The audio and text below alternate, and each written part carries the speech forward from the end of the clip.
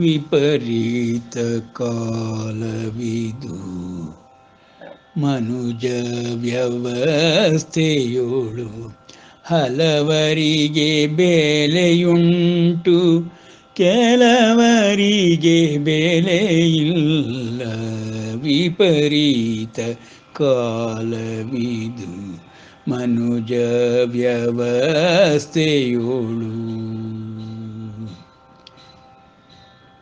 ಧರ್ಮ ಮಾಡುವಗೆ ಕರ್ಮವಾಗುವ ಕಾಲ, ಕರ್ಮ ಮಾಡುವಗೆ ಪಾತಕದ ಕಾಲ.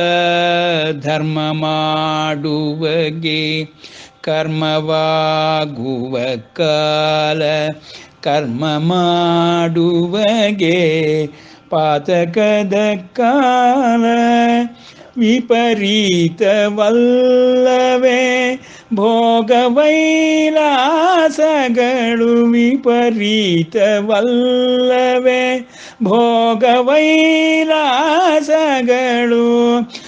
ಸತ್ಯಮಿಥ್ಯೆಯ ಜಗದಿ ತಿಳಿಯದಾದ ಕಾಲ, ಸತ್ಯಮಿಥ್ಯೆಯ ಜಗದಿ ತಿಳಿಯದಾದ ಕಾಲ. ವಿಪರೀತ ಕಾಲವಿದು ಮನುಜ ವ್ಯವಸ್ಥೆಯೋಳು ಹಲವರಿಗೆ ಬೆಲೆಯುಂಟು ಕೆಲವರಿಗೆ ಬೆಲೆಯಿಲ್ಲ. ಹಿಂಸೆಯಾಧಾರಿತ ಬದುಕು ನೂಕುವ ಕಾಲ, ಕಂಸನೋಲು ಆಡಳಿತ ವಿಧ ವಿಧದ ಕಾಲ. ಹಿಂಸೆಯಾಧಾರಿತ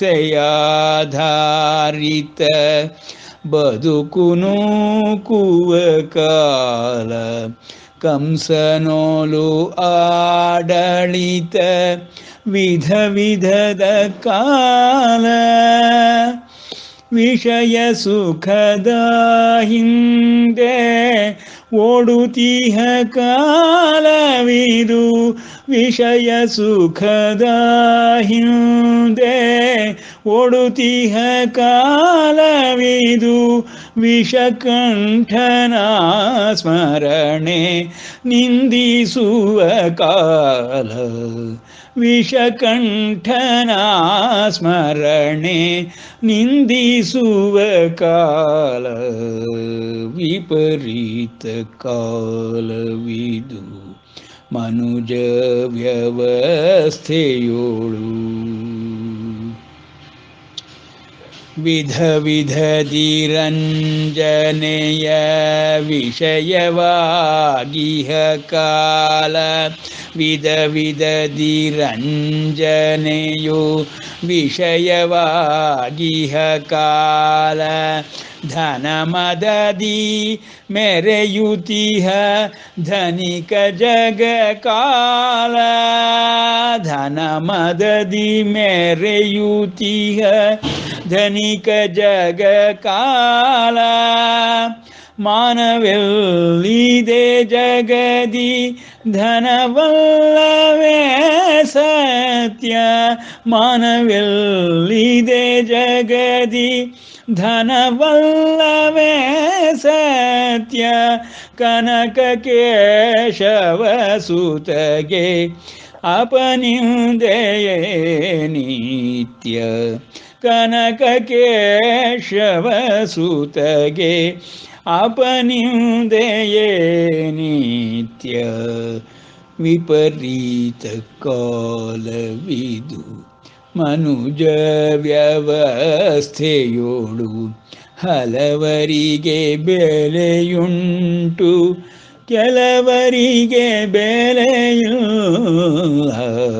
ವಿಪರೀತ ಕಾಲವಿದು ಮನುಜ ವ್ಯವಸ್ಥೆಯೋಳು.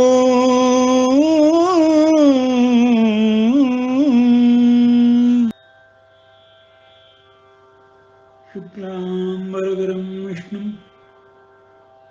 ಶಶಿವರ್ಣಂ ಚತುರ್ಭುಜಂ ಪ್ರಸನ್ನವದನಂ ಧ್ಯಾಯೇತ್ ಸರ್ವವಿಘ್ನೋಪಶಾಂತಯೇ. ಅಗಜಾನನ ಪದ್ಮಾರ್ಕಂ ಗಜಾನನಮಹರ್ನಿಶಂ ಅನೇಕದಂತಂ ಭಕ್ತಾನಾಂ ಏಕದಂತಮುಪಾಸ್ಮಹೇ.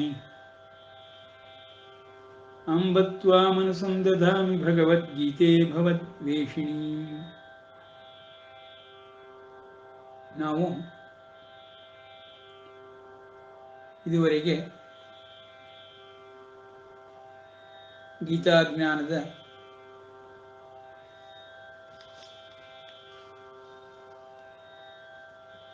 11ನೇ ಅಧ್ಯಾಯವನ್ನು ಪೂರ್ಣ ಮಾಡಿ 12ನೇ ಅಧ್ಯಾಯ ಭಕ್ತಿಯೋಗಕ್ಕೆ ಪ್ರವೇಶ ಮಾಡ್ತಾ ಇದ್ದೇವೆ. 11ನೇ ಅಧ್ಯಾಯದ ಕೊನೆಯ ಶ್ಲೋಕಗಳಲ್ಲಿ ಭಗವಂತ ವಿಷ್ಣು ಭಾವದಿಂದ ಹೊರಗೆ ಬಂದು ಪ್ರಸನ್ನ ರೂಪನಾಗಿ ಶ್ರೀಕೃಷ್ಣನಾಗಿ ಅರ್ಜುನನಿಗೆ ದರ್ಶನವನ್ನು ಕೊಟ್ಟು ವಿಶ್ವರೂಪ ದರ್ಶನದಿಂದ ಭೀತಿಗೊಳಗಾಗಿದ್ದ ಅರ್ಜುನನ ಮನಸ್ಸನ್ನು ಸಂತೈಸುತ್ತಾ, ಅರ್ಜುನ, ಈ ವಿಶ್ವರೂಪ ಎಂಬುದು ಇದುವರೆಗೆ ಯಾರಿಗೂ ಲಭ್ಯವಾಗಿಲ್ಲಪ್ಪ, ನಿನಗೆ ಲಭ್ಯವಾಯಿತು. ಯೋಗ ಸಾಮರ್ಥ್ಯದಿಂದ ನಿನಗೆ ತೋರಿಸಲು ಸಾಧ್ಯವಾಯಿತು. ಅದರಿಂದ ನೀನು ಭಯ ಬೀಳುವ ಅವಶ್ಯಕತೆ ಇಲ್ಲ. ನೀನು ಸರ್ವಲೋಕ ಮಹೇಶ್ವರನೆಂದು ನಾನು ಹಿಂದೆಯೇ ತಿಳಿಸಿದಂತೆ ಯೋಗ ಸಿದ್ಧಿಯಿಂದ ಅದನ್ನು ವಾಸ್ತವ ಸತ್ಯವಾಗಿ ತೋರಿಸಿದ್ದೇನೆ.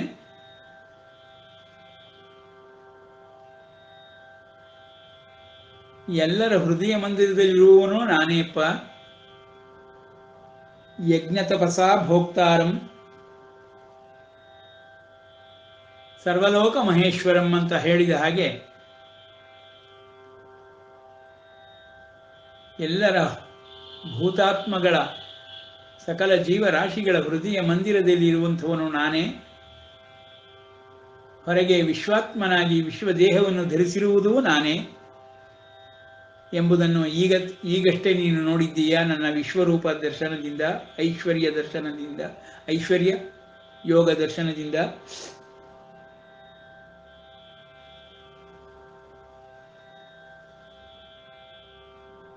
ಹಿಂದೆಯೇ ತಿಳಿಸಿದಂತೆ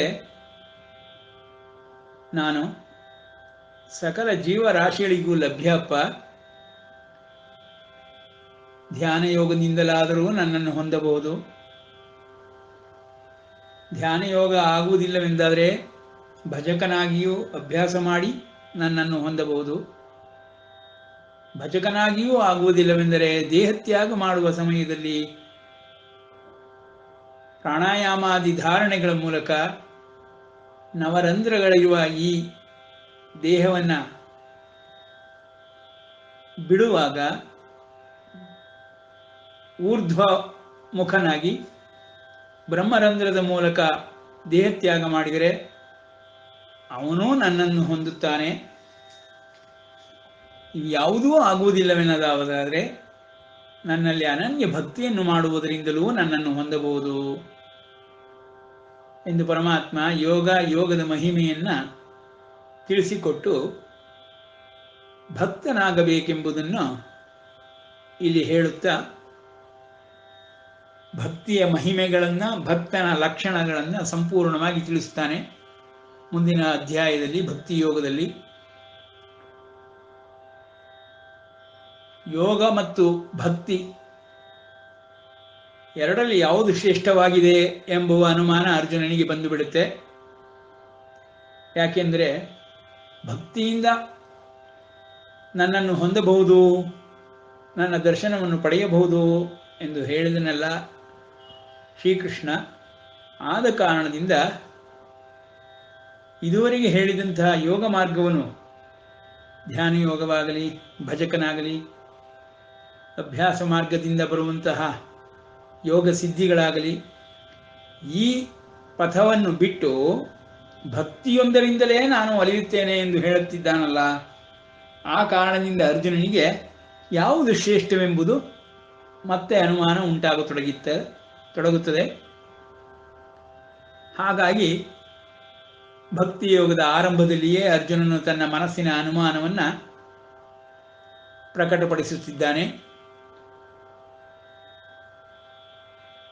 ಏವಂ ಸತತಯುಕ್ತಾಯೇ ಭಕ್ತಾಸ್ತ್ವಾಂ ಪರ್ಯುಪಾಸತೆ ಯೇ ಚಾಪ್ಯಕ್ಷರಮವ್ಯಕ್ತಂ ತೇಷಾಂ ಕೇ ಯೋಗವಿತ್ತಮಾಃ. ಈ ರೀತಿಯಲ್ಲಿ ಸತತಯುಕ್ತರಾಗಿ ಅಂದರೆ ಸತತ ಯೋಗಿಗಳಾಗಿ, ಯೋಗಾಭ್ಯಾಸವನ್ನು ಮಾಡುವರಾಗಿ, ಧ್ಯಾನ ಯೋಗವನ್ನು ಮಾಡುವರಾಗಿ ಯಾವ ಭಕ್ತರು ನಿನ್ನನ್ನು ಉಪಾಸನೆ ಮಾಡುತ್ತಾರೆಯೋ ಮತ್ತು ಅವ್ಯಕ್ತವಾದ, ವ್ಯಕ್ತವಲ್ಲದ ನಿನ್ನ ನಿರಾಕಾರ ಸ್ವರೂಪವಾದ ಅಕ್ಷರವನ್ನ, ನಾಶವಿಲ್ಲದಂತಹ ನಿನ್ನ ಶುದ್ಧ ಪರಬ್ರಹ್ಮ ಚೈತನ್ಯವನ್ನ ಯಾರು ಉಪಾಸನೆ ಮಾಡ್ತಾರೋ, ಸಗುಣೋಪಾಸನೆ ನಿರ್ಗುಣೋಪಾಸನೆ ಎನ್ನುವ ಅರ್ಥದಲ್ಲಿ ಹೇಳ್ತಾ ಇದ್ದಾನೆ ಅರ್ಜುನ. ಆ ಯೋಗದಲ್ಲಿ ಮತ್ತೆ ಭಕ್ತಿಯಲ್ಲಿ ಯಾವುದಪ್ಪ ಶ್ರೇಷ್ಠವಾದುದು ಅಂತ ಕೇಳ್ತಾ ಇದ್ದಾನೆ ಅರ್ಜುನ. ಅರ್ಜುನನಿಗೆ ಅನುಮಾನ ಏನಪ್ಪಾ ಅಂದ್ರೆ, ಇದುವರೆಗೂ 4 ಅಧ್ಯಾಯಗಳಿಂದ ತಿಳಿಸಿಕೊಟ್ಟು ಧ್ಯಾನ ಯೋಗದ ಮಹಿಮೆಯನ್ನು ಹೇಳಿ ಯೋಗ ಎಂದರೆ ಹೇಗೆ ಮಾಡಬೇಕೆಂಬುದನ್ನು ತಿಳಿಸಿ ಅಂತರಂಗದಲ್ಲಿ ಪರಮ ಪದವಿಯಲ್ಲಿರುವಂತಹ ಪರಮಾತ್ಮನನ್ನು ಹೊಂದುವುದಕ್ಕೆ ಪ್ರಾಣಾಯಾಮಾದಿ, ಶಮದಮಾದಿ, ಅಷ್ಟಾಂಗ ಯೋಗ ಸೂತ್ರಗಳನ್ನು ಅನುಸರಿಸಿ ಯಾವನು ಅಭ್ಯಾಸ ಮಾಡುತ್ತಾನೆಯೋ, ಸಿದ್ಧಿಗಳನ್ನು ಪಡೆದುಕೊಳ್ಳುತ್ತಾನೆಯೋ, ಸಿದ್ಧನಾಗುತ್ತಾನೆಯೋ, ಅಂತಹ ಸಿದ್ಧ ಪುರುಷರುಗಳಲ್ಲಿ ಯಾರೋ ಒಬ್ಬ ಸಿದ್ಧನು ತನ್ನನ್ನು, ಪರಮಾತ್ಮನನ್ನು ತತ್ವರೂಪದಿಂದ ತಿಳಿದುಕೊಳ್ಳುವನೋ ಆ ಬಗೆಯನ್ನು ತಿಳಿಸಿದ ಪರಮಾತ್ಮ ಯೋಗವೇ ಅತ್ಯಂತ ಶ್ರೇಷ್ಠವಾದುದು ಅಂತ ಹೇಳಿಕೊಂಡು ಬಂದಂತಹ ಪರಮಾತ್ಮ ಭಜಕನಾಗೆಂದು ಆನಂತರದಲ್ಲಿ ಪ್ರಾಣತ್ಯಾಗವನ್ನು ಊರ್ಧ್ವ ಶಿರಲ ಬ್ರಹ್ಮರಂಧ್ರದ ಮೂಲಕ ಬಿಡುವುದರ ಮೂಲಕ ಅವನ ಲೋಕಕ್ಕೆ ಹೋಗಿ ಅವನನ್ನೇ ಹೊಂದಬಹುದು ಎಂದು ಹೇಳಿದಂತಹ ರೀತಿಗಳನ್ನು, ಮಾರ್ಗಗಳನ್ನು ತಿಳಿದುಕೊಂಡ ನಂತರ ಅರ್ಜುನನಿಗೆ ಭಕ್ತಿಯು ಅತ್ಯಂತ ಶ್ರೇಷ್ಠವಾದುದು ಎಂದು ಹೇಳಿದೆಯಲ್ಲಪ್ಪ, ಆ ಭಕ್ತಿ ಮಾರ್ಗ ಎನ್ನುವುದು ಯೋಗ ಮಾರ್ಗಕ್ಕಿಂತ ಹೇಗೆ ಉತ್ತಮವೋ ಸುಲಭವೋ ಅದನ್ನು ತಿಳಿಸಿಕೊಡು ಪರಮಾತ್ಮ. ಎರಡರಲ್ಲಿ ಯಾವುದು ಯುಕ್ತವಾದುದು, ನಾನು ಯಾವುದನ್ನು ಆರಿಸಿಕೊಳ್ಳಬೇಕು? 4 ಅಧ್ಯಾಯಗಳಲ್ಲಿ ಧ್ಯಾನ ಯೋಗದ ಮಹಿಮೆಯನ್ನು ಹೇಳಿದೆ, ಈಗ ಭಕ್ತಿಯ ಮಹಿಮೆಯನ್ನು ಹೇಳುತ್ತಾ ಇದ್ದೀಯಾ. ಆದ್ದರಿಂದ ನನಗೆ ನಿನ್ನನ್ನು ಸದಾಕಾಲದಲ್ಲಿ ಯಾರು ಉಪಾಸನೆ ಮಾಡುತ್ತಾರೋ ಸತತ ಯುಕ್ತರಾಗಿ, ಅಂದರೆ ಯುಕ್ತರಾಗಿ ಅಂದರೆ ಇಲ್ಲಿ ಮಾನಸಿಕವಾಗಿ, ಬೌದ್ಧಿಕವಾಗಿ, ಮನಸ್ಸು ಬುದ್ಧಿಗಳಲ್ಲಿ ಸದಾ ಶ್ರೀಹರಿಯ ಮಹಾವಿಷ್ಣುವಿನ ದಿವ್ಯ ಮಂಗಳ ಸ್ವರೂಪದ ಸ್ಮರಣೆಯಲ್ಲಿಯೇ ಮತ್ತು ಅವನ ವ್ಯಕ್ತಿತ್ವದಲ್ಲಿಯೇ, ಅವನ ವ್ಯಕ್ತಿಯಾಗಿರುವ ಅವನ ಚಿತ್ರದಲ್ಲಿಯೇ, ಅವನ ಬಿಂಬದಲ್ಲಿಯೇ ಅವ್ಯಾಜ ಭಕ್ತಿಯನ್ನು ಯಾರು ಮಾಡ್ತಾ ಇರ್ತಾರೋ, ನಿಷ್ಕಾಮ ಭಕ್ತಿಯನ್ನು ಯಾರು ಮಾಡ್ತಾ ಇರ್ತಾರೋ, ಅಂಥವರು ಉಪಾಸನೆ ಮಾಡ್ತಾರೋ ಅಂಥವರು ಶ್ರೇಷ್ಠರೋ, ಅಥವಾ ಯೋಗಾಭ್ಯಾಸದ ಮೂಲಕ ಅವ್ಯಕ್ತವಾಗಿರುವಂತಹ ನಿರ್ಗುಣ ನಿರಾಕಾರನಾಗಿರುವಂತಹ ಅಕ್ಷರವೆಂಬ ಉಪಾಸನೆಯನ್ನು ಮಾಡುವಂಥವರೋ, ಯೋಗ ಸಿದ್ಧಿಗಳನ್ನು ಪಡೆದುಕೊಂಡು ಸಿದ್ಧರಾಗಿ ತತ್ವದಿಂದ ಅವನನ್ನು ಪ್ರವೇಶ ಮಾಡುವಂಥವರೋ, ಇವರಿಬ್ಬರಲ್ಲಿ ಯಾರಪ್ಪ ಶ್ರೇಷ್ಠ ಯೋಗಿಯು ಯೋಗಾಭ್ಯಾಸದ ಮೂಲಕ ಬರುವನು, ಭಕ್ತನು ಭಕ್ತಿಯ ಮೂಲಕ ಬರುವನು, ಭಕ್ತಿ ಮಾರ್ಗದಲ್ಲಿ ಬರುವನು. ಇವರಿಬ್ಬರಲ್ಲಿ ಯಾರಪ್ಪ ಸುಲಭ, ಯಾವುದಪ್ಪ ಒಳ್ಳೆಯದು ಅಂತ ಕೇಳ್ತಾ ಇದ್ದಾನೆ ಅರ್ಜುನ. ನೋಡಿ, ನಾವು ತಪಸ್ಸು ಎಂದರೆ ದೇಹಾದ್ಯಂತ ಮನಸ್ಸು, ಬುದ್ಧಿ, ಅಂತಃಕರಣಗಳೆಲ್ಲದರಲ್ಲೂ ತಾಪ ಉಂಟಾಗುವ ರೀತಿಯಲ್ಲಿ ಮಾಡುವಂತಹ ಆಳವಾದ ಚಿಂತನೆ ಅಥವಾ ಚಿಂತೆಯನ್ನ ತಪಕ್ಕೆ ಕಾರಣ ಎಂದು ಹೇಳಿದೆವು, ತಪಸ್ಸಾಗುತ್ತದೆ ಅಂತ ಹೇಳಿದೆವು. ಹಾಗೆಯೇ ಕರ್ಮಫಲವನ್ನು, ಬೇಕಾದ ಕರ್ಮಫಲವನ್ನು, ತನಗೆ ಯುಕ್ತವಾದ ಕರ್ಮಫಲವನ್ನು ತಾನು ಬಯಸಿದಂತೆ ಪಡೆದುಕೊಳ್ಳುವುದಕ್ಕೋಸ್ಕರವಾಗಿ ಯಾವ ರೀತಿಯ ಕರ್ಮ ಮಾಡುವುದರಿಂದ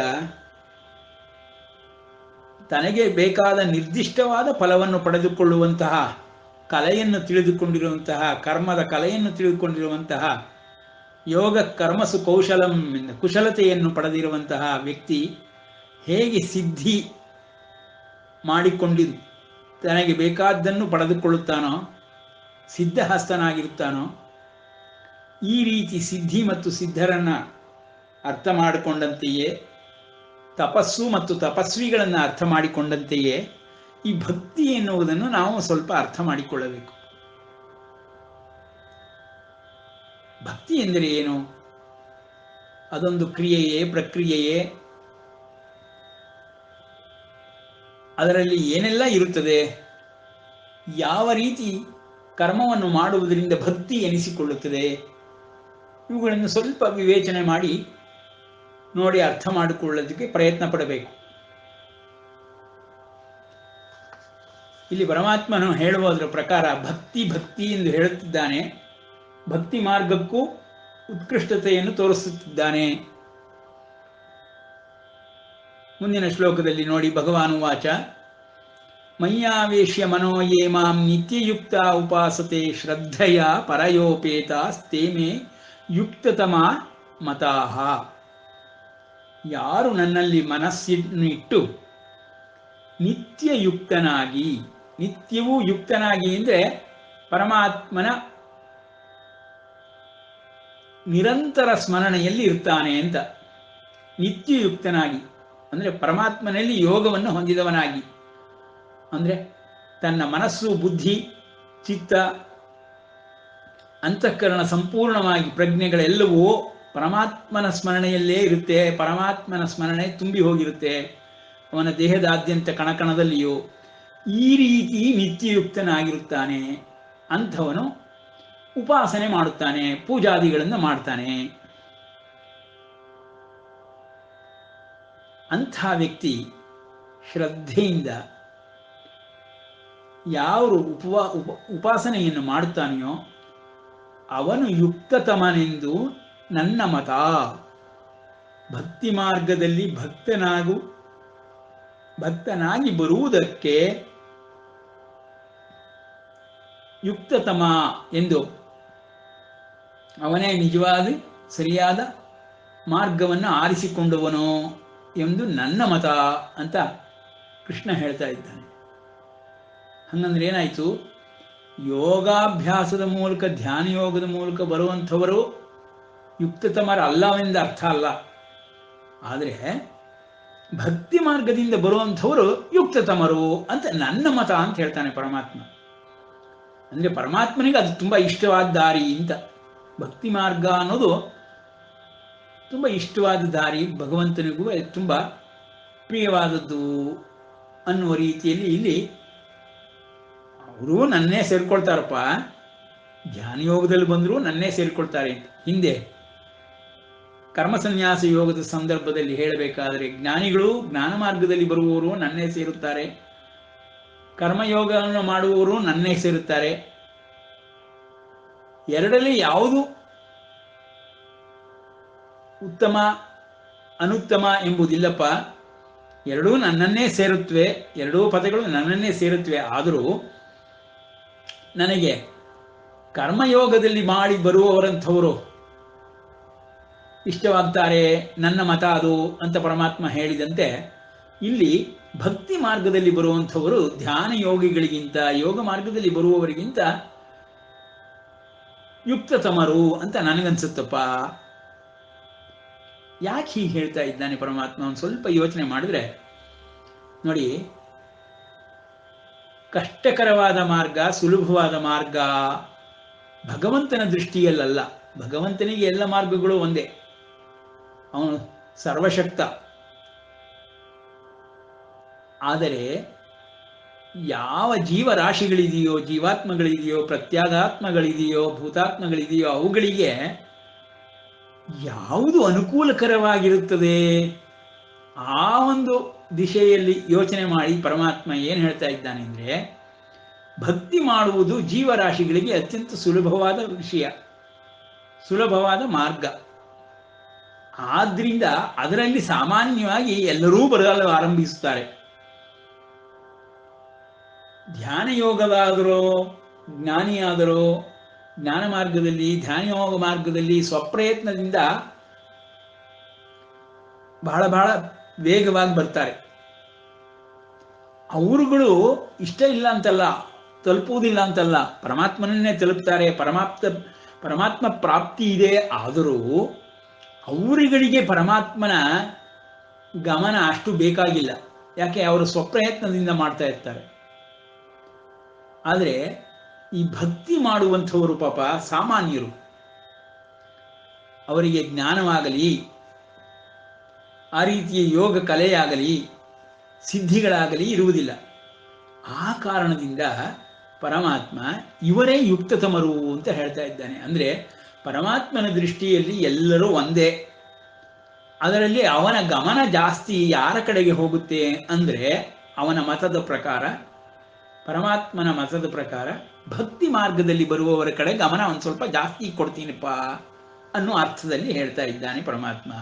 ಇಬ್ರು ಸೇರ್ಕೊಳ್ತಾರೆ ನನ್ನೇ, ಆದರೆ ನನ್ನ ಗಮನ ಒಂದು ಸ್ವಲ್ಪ ಅವ್ರಗಳ ಕಡೆ ಇರುತ್ತೆ. ಯಾಕೆಪ್ಪ ಅಂದರೆ, ಸಾಮಾನ್ಯವಾದ ನಮ್ಮ ಜೀವನದಲ್ಲೂ ನಾವು ನೋಡ್ತೀವಿ ನೋಡಿ, ತಾಯಿ ತಂದೆಗಳಿಗೆ 4-6 ಮಕ್ಕಳಿದ್ರೆ ಯಾವ ಮಗು ಬುದ್ಧಿಯಿಂದಾಗಲಿ, ಮನೋದಾರ್ಢ್ಯದಿಂದಾಗಲಿ, ಚಟುವಟಿಕೆಗಳಿಂದಾಗಲಿ ಮೇಲೆ ಇರುವುದಿಲ್ಲವೋ, ಸ್ವಲ್ಪ ಮಂದವಾಗಿರುತ್ತದೋ, ಆ ಮಗುವಿನ ಕಡೆಗೆ ತಾಯಿ ತಂದೆಗಳ ಗಮನ ಜಾಸ್ತಿ ಇರುತ್ತೆ. ಯಾಕಪ್ಪ ಅಂದರೆ, ಬುದ್ಧಿವಂತನಾಗಿ ಚುರುಕಾಗಿರುವ ಮಕ್ಕಳು ಅವುಗಳನ್ನು ನೋಡ್ಕೊಳ್ಳುತ್ತವೆ, ಅವುಗಳನ್ನು ಅವು ಕಾಪಾಡಿಕೊಳ್ಳುತ್ತವೆ. ಅವುಗಳಿಗೆ ತಾಯಿ ತಂದೆಗಳ ಗಮನ ಅಷ್ಟು ಅವಶ್ಯಕವಿರುವುದಿಲ್ಲ. ಇದನ್ನು ಅರಿತು ಮನುಷ್ಯ ಬುದ್ಧಿ ಸಾಮಾನ್ಯವಾಗಿ ಸಂಸಾರಗಳಲ್ಲಿಯೇ, ಮಕ್ಕಳಲ್ಲಿಯೇ ಉತ್ತಮರಾದವರ ಕಡೆಗೆ ಜಾಸ್ತಿ ಮನಸ್ಸನ್ನು ಕೊಡದಲೆ ಕೆಳಗಡೆ ಸ್ತರಗಳಲ್ಲಿರುವಂತಹ ಮಕ್ಕಳಿಗೆ ಗಮನವನ್ನು ಕೊಡುವ ತಾಯಿ ತಂದೆಯಂತೆ ಭಗವಂತ ಇಲ್ಲಿ ಹೇಳ್ತಾ ಇದ್ದಾನೆ. ಏನಪ್ಪ, ಸಾಮಾನ್ಯ ಜನರು ಭಕ್ತಿ ಮಾರ್ಗವನ್ನು ಆರಿಸ್ಕೊಂಡು ಬರ್ತಾರಪ್ಪ, ಅವ್ರಿಗದು ಸುಲಭ. ಆ ಕಾರಣದಿಂದ ಅವರು ಬಲ ಕಡಿಮೆ ಉಳ್ಳವರು, ಅವರಿಗೆ ಗಮನ ನಂದು ಜಾಸ್ತಿ ಇರುತ್ತೆ. ಅದರಿಂದ ಅದು ಯುಕ್ತತಮ ಅನಿಸುತ್ತೆ ಅಂತ ಪರಮಾತ್ಮ ಹೇಳ್ತಾ ಇದ್ದಾನೆ. ನಾವು ಇಲ್ಲಿ ಪರಮಾತ್ಮ ಹೇಳ್ತಿರೋದನ್ನ ಪಕ್ಷಪಾತವಾಗಲಿ ಭೇದಭಾವವನ್ನಾಗಲಿ ಮಾಡುತ್ತಿದ್ದಾನೆ ಎನ್ನುವ ರೀತಿಯಲ್ಲಿ ತೆಗೆದುಕೊಳ್ಳಬಾರದು. ಅರ್ಜುನನಿಗೆ ಯಾವ ಪಥ ಸುಲಭ, ಯಾವ ಪಥ ಸರಿಯಾದದ್ದು ಎಂದು ತಿಳಿದುಕೊಳ್ಳುವುದಕ್ಕೆ ಪ್ರಶ್ನೆಯನ್ನು ಹಾಕಿದ್ದಾನೆ. ಯೋಗ ಮಾರ್ಗಕ್ಕೂ ಭಕ್ತಿ ಮಾರ್ಗಕ್ಕೂ ಯಾವುದು ಸರಿ ಅಂತ. ಆದರೆ ಪರಮಾತ್ಮ ಹೇಳುವಾಗ ಎರಡೂ ಸಮವಾದದ್ದೇ, ಎರಡೂ ನನ್ನನ್ನೇ ಸೇರುತ್ತದೆ, ಎರಡರಿಂದಲೂ ನಾನು ಲಭ್ಯ. ಆದರೂ ಭಕ್ತಿ ಮಾರ್ಗಕ್ಕೆ ಸ್ವಲ್ಪ ಗಮನ ಜಾಸ್ತಿ ಇರುತ್ತೆ ನನ್ನದು, ಅದು ನನ್ನ ಮತ. ಪರಮಾತ್ಮ ತನ್ನ ಮತವನ್ನು ತಾನು ಹೇಳಬಹುದು, ಅದರಲ್ಲಿ ಪಕ್ಷಪಾತವಿಲ್ಲ.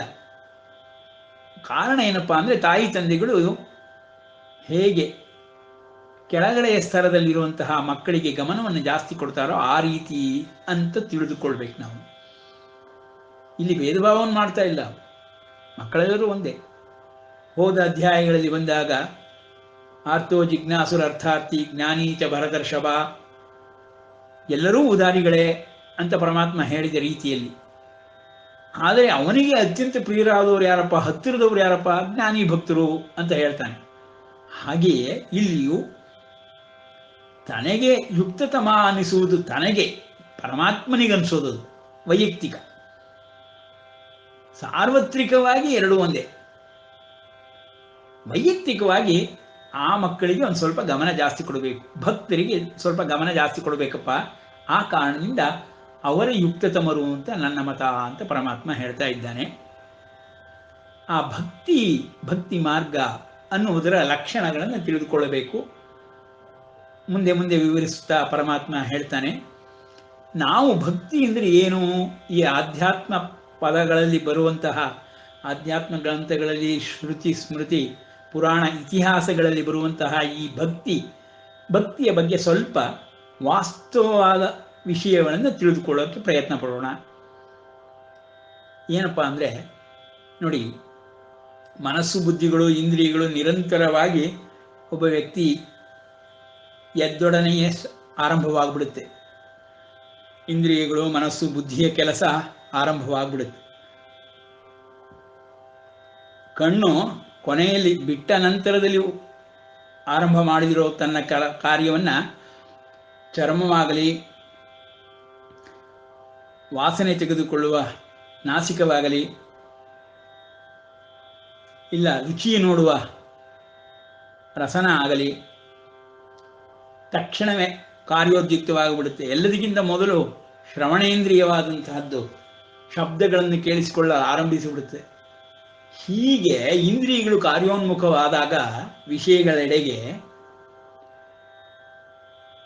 ಹಿಂದೆ ಭಗವಂತ ಒಂದು ಸೂತ್ರವನ್ನು ಹೇಳಿಕೊಟ್ಟಿದ್ದ ನಮಗೆ, ಅದನ್ನು ಜ್ಞಾಪಿಸಿಕೊಳ್ಳಬಹುದು. ಧ್ಯಾಯತೋ ವಿಷಯಾನ್ ಪುಂಸಃ ಸಂಗಸ್ತೇಷು ಉಪಜಾಯತೆ,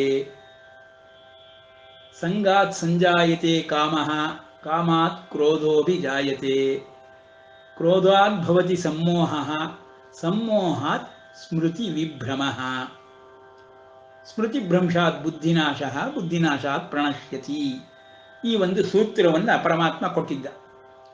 ಅದರ ಪ್ರಕಾರ ನಾವು ನೋಡಿದಾಗ್ಯೂ ಧ್ಯಾಯತೋ ವಿಷಯಾನ್ ಪುಂಸಃ ಸಂಗಸ್ತೇಷು ಉಪಜಾಯತೆ. ಈ ಇಂದ್ರಿಯ ವ್ಯವಹಾರ ವ್ಯಾಪಾರಗಳಲ್ಲಿ ನಮ್ಮ ಕಣ್ಣಿಗೆ ಯಾವುದು ಕಾಣಿಸುತ್ತೋ, ನಮ್ಮ ಈ ವಿಷಯಗಳ ಪ್ರಪಂಚದಲ್ಲಿ ಬುದ್ಧಿಗೆ ಯಾವುದು ಸಂಘವನ್ನು ಉಂಟು ಮಾಡುತ್ತೋ, ಧ್ಯಾಯತೋ ವಿಷಯಾನ್ ಪುಂಸಃ. ಯಾವಾಗ ಅವನ ಬುದ್ಧಿಯು ಯಾವುದಾದ್ರೂ ಒಂದು ವಿಷಯವನ್ನು ಸ್ಮರಣೆ ಮಾಡಿದ ತಕ್ಷಣವೇ ಸಂಘ ಉತ್ಪತ್ತಿ ಆಗ್ಬಿಡುತ್ತಪ್ಪ. ಆ ಸಂಘ ಅನ್ನೋದು ಮನಸ್ಸಿನೊಳಗೆ ಆಗುವಂಥದ್ದು, ಬುದ್ಧಿಯೊಳಗೆ ಆಗುವಂಥದ್ದು. ಅದು ನಮಗೆ ತಿಳಿದು ಬಿಡುತ್ತೆ. ಬುದ್ಧಿಯೊಳಗೆ ನಮ್ಮ ಪೂರ್ವ ವಾಸನೆಯ ಪ್ರಕಾರ ಯಾವ ರೀತಿ ಮೇಲ್ಮೇಲೆ ಬುಗ್ಗೆಯಾಗಿ ಬರುವಂತೆ ಆಸೆಗಳೆಲ್ಲವೂ ಬರ್ತಾ ಇರುತ್ತೋ, ಹಾಗೆ ವಿಷಯಗಳೆಲ್ಲವೂ ಬರ್ತಾ ಇರುತ್ತೋ, ಆ ವಿಷಯಗಳು ಒಮ್ಮೆ ಧ್ಯಾನಿಸಿದ ಒಡನೆ ಸಂಘವನ್ನು ಏರ್ಪಡಿಸಿ ಬಿಡುತ್ತೆ. ಬುದ್ಧಿ ಅಂತದೆ, ಬುದ್ಧಿಯ ಜೊತೆ ಸೇರ್ಕೊಂಡ್ಬಿಡುತ್ತೆ. ಸಂಗಾತ್ ಸಂಜಾಯತೆ. ಆ ಸಂಘ ಬಂದ ತಕ್ಷಣವೇ ಆ ವಸ್ತು ಬಗ್ಗೆ ನಮಗೆ ಆಸೆ ಉಂಟಾಗ್ಬಿಡುತ್ತೆ, ಆಸಕ್ತಿ ಬಂದ್ಬಿಡುತ್ತೆ ಅಂತ. ಅದು ಎಷ್ಟು ವೇಗವಾಗಿ ನಡೆಯುತ್ತಪ್ಪ ಅಂದರೆ ಆ ಕ್ರಿಯೆ, ಬುದ್ಧಿ ವಿಷಯ ಸಂಘ ಆಸೆ ಆಸಕ್ತಿ ಒಮ್ಮೆಲೇ ಆಗ್ಬಿಡುತ್ತೆ. ಅದಕ್ಕೆ ನಾವು ಸಾಮಾನ್ಯವಾಗಿ ಈ ವಿಷಯ ಪ್ರಪಂಚದಲ್ಲಿ ಯಾವುದನ್ನಾರು ಎಲ್ಲವನ್ನೂ ನೋಡ್ತಾನೆ ಇರ್ತೀವಿ, ಯಾವುದರಲ್ಲೂ ಆಸಕ್ತಿ ಬರುತ್ತೆ. ಎಲ್ಲ ವಿಷಯಗಳಲ್ಲಿ, ಎಲ್ಲ ವ್ಯಕ್ತಿಗಳಲ್ಲಿ ಆಸಕ್ತಿ ಉಂಟಾಗುವುದಿಲ್ಲ. ಆಸಕ್ತಿ ಉಂಟಾದ ತಕ್ಷಣವೇ ಮತ್ತೆ ಅದನ್ನೇ ದೃಷ್ಟಿಸಿ ನೋಡಲು ಆರಂಭಿಸುತ್ತೇವೆ. ಅದು ಸಂಘ ಉತ್ಪತ್ತಿಯಾಗಿದೆ ಬುದ್ಧಿಯ ಜೊತೆ.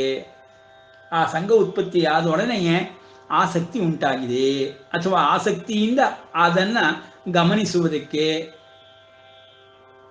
ಗ್ರಹಿಸುವುದಕ್ಕೆ ಆರಂಭಿಸುತ್ತೇವೆ. ಇಂದ್ರಿಯಗಳ ಮೂಲಕ ಆ ವಿಷಯ, ವ್ಯಕ್ತಿ, ವಸ್ತು ಯಾವುದೇ ಆಗಿರಲಿ ಅದನ್ನು ನಾವು ಗ್ರಹಿಸುವುದಕ್ಕೆ ಆರಂಭಿಸಿಬಿಡ್ತೇವೆ. ಹೀಗೆ ನಮಗೆ ಸಂಘ ಉಂಟಾಗುತ್ತದೆ ಬುದ್ಧಿಯಿಂದ ವಿಷಯದ ಕಡೆಗೆ ಅಂತ ನಾವು ಹಿಂದೆ ಪರಮಾತ್ಮ ಕೊಟ್ಟ ಸೂತ್ರದ ಪ್ರಕಾರ ತಿಳ್ಕೊಂಡಿದ್ವಿ. ಅದು ಸತ್ಯವೂ ಹೌದು.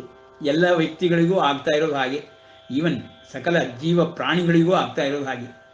ಯಾವುದು ಕಣ್ಣಿಗೆ ಬೀಳುತ್ತೋ ಇಲ್ಲ ಯಾವುದು ಕಿವಿಗೆ ಕೇಳಿಸುತ್ತೋ ಅದ್ರ ಕಡೆ ಮನಸ್ಸು ಬುದ್ಧಿ ತಕ್ಷಣವೇ ಓಡಿ ಹೋಗುತ್ತೆ, ಸಂಘ ಉತ್ಪತ್ತಿಯಾಗುತ್ತದೆ.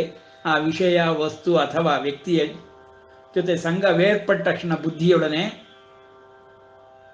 ಸಂಗಾತ್ ಸಂಜಾಯತೆ ಕಾಮಃ, ಕಾಮಃ ಆಸೆ ಉಂಟಾಗ್ಬಿಡುತ್ತೆ, ಬೇಕು ಅಂತ ಅನಿಸೋಕ್ ಶುರುವಾಗ್ಬಿಡುತ್ತೆ. ಈ ಕಾಮ ಅನ್ನೋದಕ್ಕೆ ಬೇಕು ಅಂತ ಅನಿಸ್ತೀವಿ ನೋಡಿ. ಕಾಮದ ಡೆಫಿನೇಷನ್ ಏನು? ಬೇಕು ಅನ್ನಿಸುವುದು, ಆಸೆ ಉತ್ಪತ್ತಿಯಾಗುವುದು, ಬೇಕು ಎನಿಸುವುದು. ಅದೇ ಕಾಮಕ್ಕೆ ವಿರುದ್ಧವಾದಂತಹ, ವಿರುದ್ಧವಲ್ಲದಿದ್ದರೂ ಜೊತೆಯಲ್ಲೇ ಇರುವಂತಹ ಇನ್ನೊಂದು ಪದ ಪ್ರೇಮ. ಪ್ರೇಮ ಉಂಟಾಗುತ್ತದೆ ಅಂದರೆ, ಕಾಮ ಉಂಟಾಗುತ್ತದೆ ಅಂದರೆ ಎರಡಕ್ಕೂ ವ್ಯತ್ಯಾಸ ಉಂಟು. ಪ್ರೇಮ ಉಂಟಾಗುತ್ತದೆ ಎಂದರೆ ಪ್ರೇಮ ಎನ್ನುವುದರಲ್ಲಿ ತ್ಯಾಗವಿದೆ, ಬೇಡ ಬೇಡ ಎನ್ನುವುದರಿಗೆ. ಆದರೆ ಕಾಮದಲ್ಲಿ ಬೇಕು ಬೇಕು ಎನ್ನುವುದಿದೆ. ಸೊ ತ್ಯಾಗವಿಲ್ಲ, ನನಗೆ ಬೇಕು, ನನ್ನದಾಗಬೇಕು. ಮೋಹೋತ್ಪತ್ತಿಗೆ ಕಾರಣವಾಗುತ್ತದೆ ಆಸೆ, ಕಾಮ. ಹೀಗೆ ಕಾಮ ಉಂಟಾಗುತ್ತದೆ ಎಂದು ಆ ಸೂತ್ರದಲ್ಲಿ ಭಗವಂತ ತಿಳಿಸಿದ್ದಾನೆ. ಆ ರೀತಿ ಆಸಕ್ತಿ ಬರುತ್ತದೆ.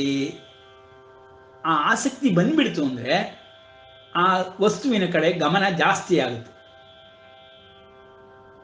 ಯಾವುದೇ ವ್ಯಕ್ತಿಗೆ ಆಗುದು ಅಷ್ಟೆ. ಬುದ್ಧಿಯ ಜೊತೆ ವಿಷಯ ಸಂಘವಾದ ತಕ್ಷಣ ಕಾಮ ಉತ್ಪತ್ತಿ ಆಗುತ್ತದೆ, ಆಸೆ ಉಂಟಾಗುತ್ತದೆ. ಆಸೆ ಉಂಟಾಗುತ್ತದೆ, ಕಾಮ ಉಂಟಾಗುತ್ತದೆ ಅಂದ್ರೆ ಬೇಕು ಎನ್ನುವ, ತನ್ನದಾಗಬೇಕು, ತನಗೆ ಅದು ಬೇಕು, ತಾನು ಅನುಭವಿಸಬೇಕು, ಭೋಗಿಸಬೇಕು, ಈ ರೀತಿ. ಅದನ್ನು ಇಂಗ್ಲಿಷ್ನಲ್ಲಿ ಎಕ್ಸ್ಪೆಕ್ಟೇಷನ್ಸ್ ಅಂತ ಹೇಳ್ತಾರೆ. ಆ ರೀತಿ ಆಗ್ಬಿಡುತ್ತೆ. ಬಟ್ ಇಲ್ಲಿ ಆ ಕಾಮಕ್ಕೂ ಪ್ರೇಮಕ್ಕೂ ವ್ಯತ್ಯಾಸವನ್ನು ತಿಳಿದುಕೊಂಡ್ರೆ ನಾವು ಭಕ್ತಿಯನ್ನು ಅರ್ಥ ಮಾಡಿಕೊಳ್ಬಹುದು. ಭಕ್ತಿಯೂ ಪ್ರೇಮವೇ. ಕಾಮ ರಹಿತವಾದಂತಹ ಪ್ರೇಮವನ್ನ ಭಕ್ತಿ ಅಂತ ನಾವು ಹೇಳ್ತೀವಿ. ವಿಷಯ ವಸ್ತು ವ್ಯಕ್ತಿಗಳ ಬಗ್ಗೆ ಇರುವುದನ್ನ ಪ್ರೇಮ ಅಂತ ಹೇಳ್ತೀವಿ. ಅದೇ ಅವ್ಯಕ್ತವಾಗಿರುವಂತಹ ಪರಮಾತ್ಮನ ಬಗ್ಗೆ, ಸದ್ವಸ್ತುವಿನ ಬಗ್ಗೆ ಆ ಪ್ರೇಮವನ್ನೇ ಭಕ್ತಿ ಎನ್ನುವ ಪದದಿಂದ ಹೇಳ್ತೀವಿ. ಈ ರೀತಿ ಭಕ್ತಿ ಎಂದರೆ ಏನಪ್ಪಾ ಅಂತ ತಿಳ್ಕೊಳ್ಬೇಕು ನೋಡಿ. ಶ್ರದ್ಧೆಯ ಪರಯೋಪೇತ ಅಂತ ಪರಮಾತ್ಮ ಹೇಳ್ತಾ ಇದ್ದಾನೆ. ಹಿಂದೆಯೂ ಬಂದಿದೆ, ಶ್ರದ್ಧಾವಾನ್ ಲಭತೆ ಜ್ಞಾನಂ ಶ್ರದ್ಧೆಯ ದೇಯಂ, ಈ ರೀತಿ ಪದಗಳು ಬಂದಿದೆ. ಅಲ್ಲೆಲ್ಲ ನಾವು ಶ್ರದ್ಧಾ ಪದಕ್ಕೆ ಅರ್ಥವನ್ನು ಸರಿಯಾಗಿ ತಿಳಿದುಕೊಳ್ಳಿಲ್ಲ, ಅಥವಾ ತಿಳಿದುಕೊಂಡಿದ್ದರೂ ಮರ್ತಿರಬಹುದು. ಇಲ್ಲಿ ಶ್ರದ್ಧೆ ಎನ್ನುವ ಪದವನ್ನು ಮತ್ತೆ ಪರಮಾತ್ಮ ಪ್ರಯೋಗ ಮಾಡ್ತಿದ್ದಾನೆ. ಶ್ರದ್ಧೆ ಅಂದರೆ ಏನಪ್ಪ? ಆ ಭಕ್ತಿ ಮತ್ತು ಆ ವ್ಯಕ್ತಿಯಲ್ಲಿ ಭಾವ ಮತ್ತು ಆಸಕ್ತಿ ಮೂರು ಸೇರಿದಾಗ ಅದು ಶ್ರದ್ಧೆ ಅನಿಸ್ಕೊಳ್ಳುತ್ತೆ. ಶ್ರದ್ಧೆ ಅಂದರೆ ನಿನಗೆ ಯಾವುದರಲ್ಲೂ ಶ್ರದ್ಧೆ ಇಲ್ಲಪ್ಪ ಅಂದುಬಿಟ್ರೆ ಆಸಕ್ತಿ ಇಲ್ಲ, ಆ ಭಾವವೂ ಇಲ್ಲ, ಮತ್ತು ಭಕ್ತಿಯೂ ಇಲ್ಲ, ಆ ಪ್ರೇಮವೂ ಇಲ್ಲ ಅನ್ನೋ ರೀತಿಯಲ್ಲಿ. ಕಾಮವಿಲ್ಲದ್ದು ಪ್ರೇಮ ಅಂದರೆ. ಪ್ರೇಮ ಅಂದರೆ ತ್ಯಾಗ ಮಾಡುವಂಥದ್ದು. ಯಾವುದನ್ನು ನಾವು ಪ್ರೀತಿಸ್ತೀವೋ ಅದಕ್ಕಾಗಿ ಎಲ್ಲವನ್ನು ತ್ಯಾಗ ಮಾಡುವುದಕ್ಕೆ ಸಿದ್ಧರಾಗ್ಬಿಡ್ತೀವಿ ನಾವು. ಆಗಷ್ಟೇ ಪ್ರೀತಿಸ್ತಾ ಇದ್ದೀವಿ ಅಂತ ಅರ್ಥ. ಇಂಗ್ಲಿಷ್ನಲ್ಲಿ ಸಾಮಾನ್ಯವಾಗಿ ಆಂಗ್ಲ ಭಾಷೆಯಲ್ಲಿ ಹೇಳ್ಬೇಕಾದ್ರೆ ಲವ್ ಲವ್ ಅಂತ ಹೇಳ್ತಾರೆ ನೋಡಿ. ಲವ್ನಲ್ಲಿ ಈ ರೀತಿ ಬೇರೆ ಬೇರೆ ಪದಗಳಿಲ್ಲ, ಪ್ರೇಮ ಮತ್ತು ಕಾಮ ಎಂಬ ಪದಗಳಿಲ್ಲ. ಲವ್ ಎನ್ನುವುದು ಎರಡನ್ನೂ ಸೇರಿಸಿಯೇ ಪ್ರಯೋಗ ಮಾಡ್ತಾ ಇರ್ತಾರೆ. ಇಲ್ಲಿ ನಾವು ಪ್ರೇಮ ಮತ್ತು ಕಾಮ ಅಂತ ಹೇಳಿದಾಗ, ಕಾಮ ಅಂದರೆ ನಮಗೆ ಬೇಕು ಬೇಕು ಎನ್ನುವುದು, ಬಯಸುವುದು, ಪಡೆದುಕೊಳ್ಳುವುದಕ್ಕೆ ಇಷ್ಟಪಡುವುದು, ನಮಗೆ ಲಭ್ಯವಾಗುವುದು, ಇದೆಲ್ಲವೂ ಕಾಮ. ಬೇಡ ಎನ್ನುವುದು ನಮಗೆ ಅದು ಬೇಡ, ಆದರೂ ಅದರಲ್ಲಿ ನಮಗೆ ಆಸಕ್ತಿ ಇದೆ ಅಂದರೆ ಆಗ ಅದು ನಮ್ಮದಾಗಬೇಕು ಅಂತೇನಿಲ್ಲ, ಆದರೂ ಆಸಕ್ತಿ ಅದರಲ್ಲಿ ಇಡ್ಬೋದು. ಆಸಕ್ತಿ ನೀಡೋದ್ರಲ್ಲಿ ತಪ್ಪಿಲ್ಲ, ಆದರೆ ಬಯಸುವುದರಲ್ಲಿ ತಪ್ಪಿದೆ. ಬಯಸುವುದರಿಂದ ಏನಾಗುತ್ತೆ, ಮೋಹಕ್ಕೆ ಕಾರಣವಾಗಿಬಿಡುತ್ತೆ. ಆದರೆ ಬೇಡ ಬೇಡ ಎನ್ನುವುದಿದ್ದರೆ ಆಗ ಮೋಹ ಉತ್ಪತ್ತಿ ಆಗುವುದಕ್ಕೆ ಅವಕಾಶವಿರುವುದಿಲ್ಲ, ನನಗೆ ಬೇಕು ಅನ್ನುವುದಿರೋದಿಲ್ಲ. ಆ ರೀತಿ ನೋಡಿದಾಗ ಪ್ರೇಮ ಎಂದರೆ, ಪ್ರೀತಿ ಎಂದರೆ ತ್ಯಾಗ ಎಂದರ್ಥ. ಆ ವ್ಯಕ್ತಿ ಯಾರನ್ನೇ ಪ್ರೀತಿಸಿದರೂ, ಯಾವ ವ್ಯಕ್ತಿಯನ್ನೇ ವಿಷಯವನ್ನೇ ಪ್ರೀತಿಸಿದರೂ ಅವನು ಅದನ್ನು ಬಯಸುವುದಿಲ್ಲ. ತನಗೆ ಬೇಕೆಂದು, ತನ್ನ ಹತ್ತಿರ ಇಟ್ಟುಕೊಳ್ಳಬೇಕೆಂದು, ತನ್ನದಾಗಬೇಕೆಂದು ಬಯಸುವುದಿಲ್ಲ. ಅದು ಪ್ರೀತಿ. ಆ ರೀತಿಯ ಪ್ರೀತಿಯನ್ನು, ಪ್ರೇಮವನ್ನ ಭಕ್ತಿ ಎಂದು ಹೇಳಬೇಕು. ಭಕ್ತಿ ಮಾಡೋದು ಏನಪ್ಪ, ನನಗೆ ಅದು ಕೊಡು ಪರಮಾತ್ಮ, ನನಗೆ ಇದು ಕೊಡು ಪರಮಾತ್ಮ ಅಂತ ಹೇಳಿ ಪರಮಾತ್ಮನಲ್ಲಿ ಸಂಘವನ್ನು ಏರ್ಪಡಿಸ್ಕೊಂಡ್ರೆ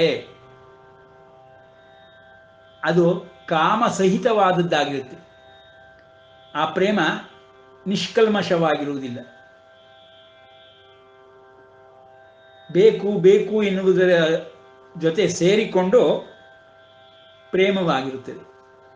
ಸೊ ಆದ್ದರಿಂದ ಅದನ್ನು ನಾವು ಪ್ರೇಮ ಕಾಮಗಳೆಂಬ ಭೇದವನ್ನು ಎಣಿಸುವುದರ ಮೂಲಕವಾಗಿ ಅರ್ಥ ಮಾಡ್ಕೊಳ್ಬಹುದು. ಯಾವ ಭಕ್ತಿ ಭಗವಂತನ ಕಡೆಗೆ ಮಾಡ್ತೀವೋ ಆ ಪ್ರೀತಿಯನ್ನೇ ಭಕ್ತಿಯನ್ನ ಪದದಿಂದ ಪ್ರಯೋಗ ಮಾಡಿ ಕೇಳ್ತಾರೆ. ಈವನ್ ಪೂಜ್ಯರಾದವರಿಗೆ, ಗುರು ಹಿರಿಯರಿಗೂ ನಾವು ತೋರಿಸುವ ಪ್ರೀತಿ ಅಥವಾ ಪ್ರೇಮವನ್ನ ಭಕ್ತಿ ಎಂದೇ ಹೇಳಬೇಕು. ಅವರು ತುಂಬ ಭಕ್ತಿ ಇಪ್ಪ. ಅದರಲ್ಲಿ ಭಕ್ತಿ ಅಂದರೆ ಏನು? ಪ್ರೀತಿ. ಸಾಮಾನ್ಯ ಆಡುಭಾಷೆಯಲ್ಲಿ ಪ್ರೀತಿ ಅಥವಾ ಪ್ರೇಮ. ಪ್ರೀತಿ ಪ್ರೇಮ ಎಂದೊಡನೆ ಅದರಲ್ಲಿ ತ್ಯಾಗವಿದೆ, ಕಾಮನೆಗಳಿಲ್ಲ, ಆಸೆ ಇಲ್ಲ, ಪಡೆಯಬೇಕೆಂಬ, ಬೇಕು ಬೇಕೆಂಬ ಯಾಚನೆ ಇಲ್ಲ. ಈ ರೀತಿ ನಾವು ತಿಳಿದುಕೊಂಡಾಗ ಭಕ್ತಿಯ ಮಹಿಮೆಯನ್ನು ತಿಳಿದುಕೊಳ್ಬಹುದು, ಪ್ರೀತಿಯ ಮಹಿಮೆಯನ್ನು ತಿಳಿದುಕೊಳ್ಬಹುದು. ಯಾವುದೇ ಒಬ್ಬ ವ್ಯಕ್ತಿ ನಿಜವಾಗಿ ಪ್ರೀತಿಸಲು ಆರಂಭಿಸಿದರೆ ಅವನು ಎಲ್ಲವನ್ನೂ ತ್ಯಾಗ ಮಾಡಲು ಸಿದ್ಧನಾಗಿ ಬಿಡುತ್ತಾನೆ. ತನ್ನದೂ ಅನ್ನಿಸ್ಕೊಂಡಿದ್ದನ್ನು ಕೊಟ್ಟು ಬಿಡುವುದಕ್ಕೆ ತಯಾರಾಗ್ತಾನೆ. ಅದು ಪ್ರೀತಿ. ತನಗೆ ಬೇಕು, ಅದೆಲ್ಲವೂ ತನ್ನದು ಅನ್ನಿಸಿಕೊಳ್ಳಬೇಕು, ಮೋಹ ಉತ್ಪತ್ತಿಯಾಗಬೇಕು ಅನ್ನುವುದಾದರೆ, ಬೇಕೆನಿಸಿದರೆ ಅದು ಭಕ್ತಿಯಾಗುವುದಿಲ್ಲ, ಪ್ರೀತಿ ಪ್ರೇಮವೂ ಆಗುವುದಿಲ್ಲ.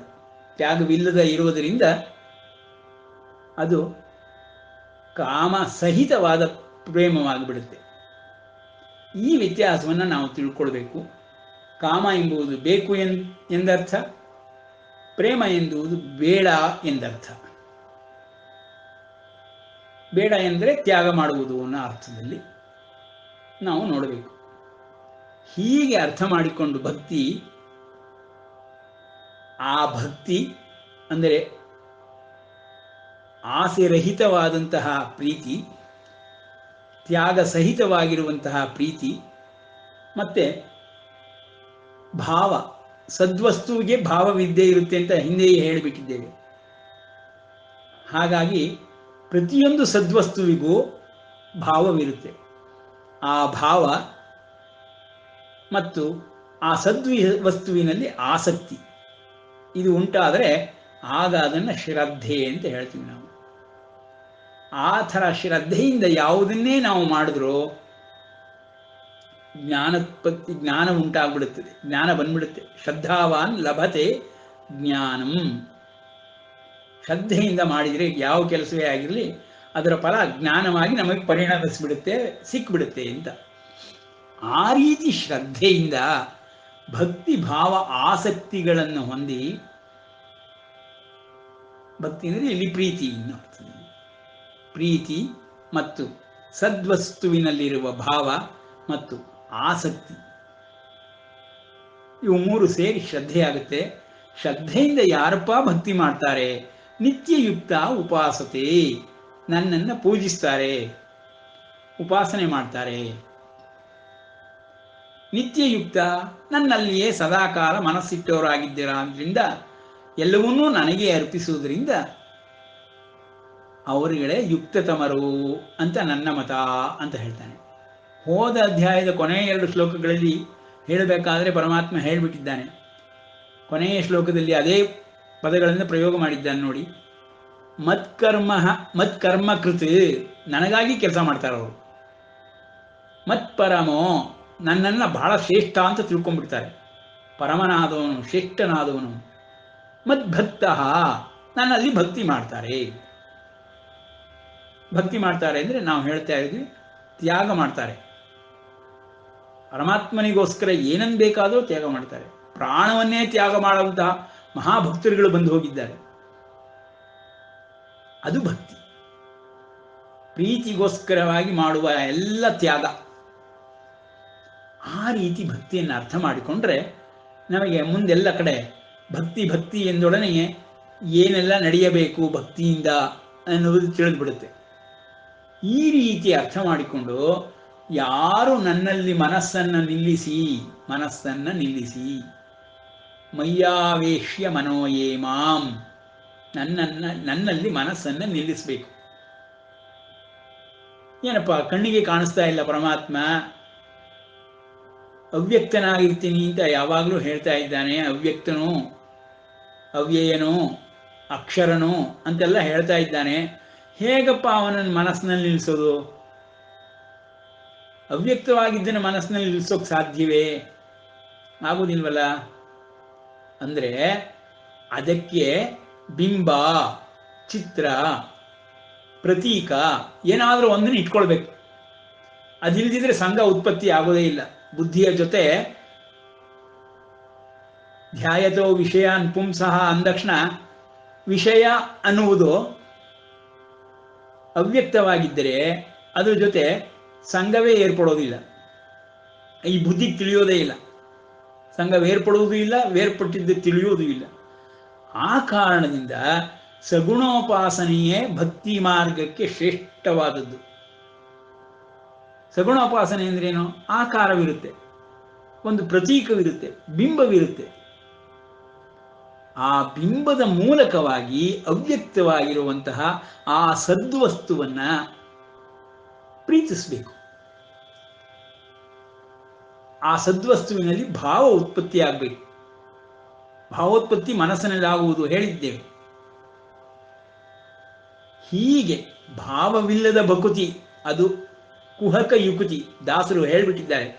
ಭಕ್ತಿಯ ಬಗ್ಗೆ ಹೇಳಬೇಕಾದ್ರೆ ನಾರದನ ಅಂಶಾವತಾರಿಯಾಗಿರುವಂತಹ ದಾಸರು ನೋಡಿ, ನಾರದ ಅಂದಕ್ಷಣನೇ ನಾರದರು ಬರೆದಿರುವಂಥ ಭಕ್ತಿ ಸೂತ್ರ ವಿಶದವಾಗಿ ವಿವರವಾಗಿ ತಿಳಿಸಿದ್ದಾರೆ. ನಾರದರ ಭಕ್ತಿ ಸೂತ್ರದಲ್ಲಿ 10 ವಿಷಯಗಳನ್ನು ತಿಳಿಸಿದ್ದಾರೆ. ಭಕ್ತಿಯ ಬಗ್ಗೆ ವಿವರಣೆಯನ್ನು ಕೊಡುತ್ತಾ ನಾರದರ ಭಕ್ತಿ ಸೂತ್ರ ಎಂದೇ ಪ್ರಸಿದ್ಧವಾಗಿ ಜಗಜ್ಜನಿತವಾಗಿದೆ. ಅದನ್ನು ಓದಿದರೂ ಭಕ್ತಿಯ ಬಗ್ಗೆ ಸಾಕಷ್ಟು ನಮಗೆ ಪರಿಚಯ ಆಗ್ಬಿಡುತ್ತೆ. ನಾರದರು ಅದರಲ್ಲಿ ಪರಾಭಕ್ತಿಯನ್ನು ಬಹಳಷ್ಟು ವಿವರಣೆಯನ್ನು ಕೊಟ್ಟಿದ್ದಾರೆ. ಹೀಗೆ ಭಕ್ತಿಯನ್ನು ನಾವು ಅರ್ಥ ಮಾಡಿಕೊಳ್ಬೇಕು. ಆ ನಾರದ ಭಕ್ತಿ ಸೂತ್ರದ ಆಧಾರದಲ್ಲಿಯೇ ಚೈತನ್ಯ ಪ್ರಭು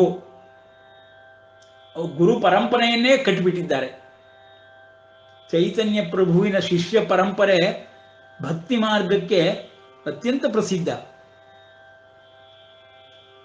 ಇವುಗಳೆಲ್ಲದರಿಂದ ನಮಗೆ ತಿಳಿಯುತ್ತೆ ಭಕ್ತಿಯ ಶ್ರೇಷ್ಠತೆ ಏನು, ಮಹತ್ವ ಏನು ಅನ್ನೋದು. ಪರಮಾತ್ಮನು ಆ ಭಕ್ತಿಯನ್ನೇ ಕೊಂಡಾಡ್ತಾ ಇದ್ದಾನೆ.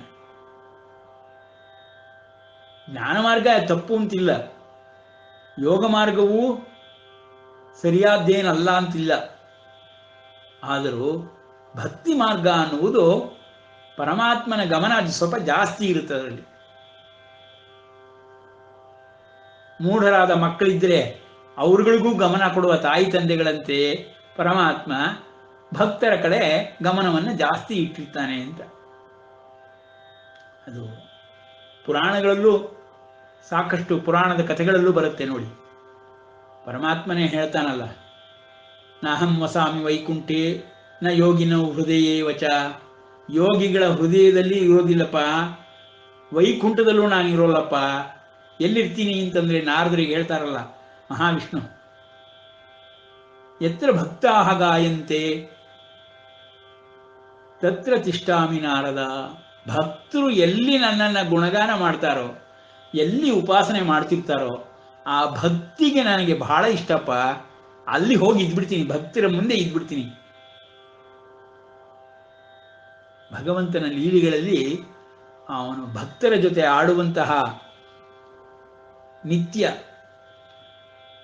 ಮಹಿಮೆಗಳು, ಲೀಲೆಗಳು ಪುರಾಣದ ಕಥೆಗಳಲ್ಲಿ ಹೇರಳವಾಗಿದೆ. ಎಲ್ಲೆಲ್ಲೂ ಭಕ್ತರ ಕಥೆಗಳೇ. ಎಂಥ ಜ್ಞಾನಿಗಳಾದಂತಹ ಅಕ್ರೂರಾದಿಗಳು ಸಹಿತ ಭಕ್ತಿಯನ್ನು ಹೊಗಳುತ್ತಾರೆ. ಗೋಪಿಕಾ ಸ್ತ್ರೀಯರ ಭಕ್ತಿ ಮಾರ್ಗವನ್ನ ಜಗತ್ತೇ ಕೊಂಡಾಡುತ್ತೆ. ಹೀಗೆ ಭಕ್ತಿಯ ಲಕ್ಷಣ, ಭಕ್ತಿಯ ಮಹಿಮೆ, ಸಾಮಾನ್ಯನಿಗೂ ಸಿಕ್ಕುವಂತಹ ಪಥ ಭಕ್ತಿ ಮಾರ್ಗ. ಅದರಿಂದ ಬೇಗ ಒಲಿಸಿಕೊಳ್ಳಬಹುದು ಪರಮಾತ್ಮನನ್ನು. ಭಕ್ತರ ಕಣ್ಣೀರಿಗೆ ಕರಗಿ ಹೋಗ್ತಾನೆ ಪರಮಾತ್ಮ. ಶಿಲಾಬಿಂಬದಲ್ಲಿದ್ದರೂ ಪರಮಾತ್ಮ ಭಕ್ತರ ಕಣ್ಣೀರಿಗೆ ಕರಗಿ ಹೋಗ್ತಾನೆ. ಈ ರೀತಿ ಬೇಕಾಷ್ಟು ಪುರಾಣದ ಕಥೆಗಳಿದೆ. ಅಂಥ ಭಕ್ತಿಯ ಮಹಿಮೆ.